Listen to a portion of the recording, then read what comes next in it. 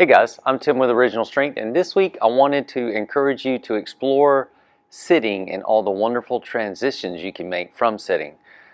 This is a great way to fill in your movement gaps and to learn how to move fluidly.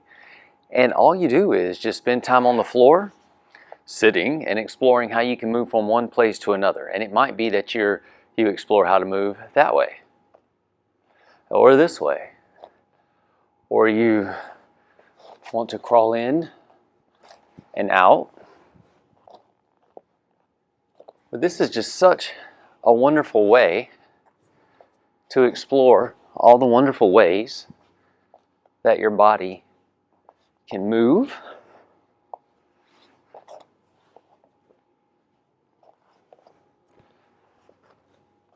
and there's just really no wrong way to do it.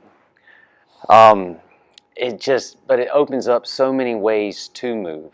And you can obviously play with speeds and do it in slow motion. You can play with rotation. I mean, there's so many different things you can do. But you don't necessarily know what you can do unless you spend time on the floor exploring what you can do. So one of the silly things I like to do is to take, maybe 10 minutes one day out of the week and just explore different ways that I can move. And that's really a lot of times how I learn how to move and make these videos. So if you haven't explored sitting on the floor, you can also explore sitting in a chair, and there's wonderful ways you can move from a chair. But if you haven't explored it, it is definitely worth trying. So give that a shot, explore sitting. And you can go left, right, you can go forward, backwards.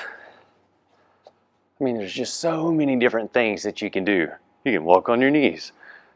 But that's our tip this week. Explore sitting, open up your world of movement just through spending time on the floor.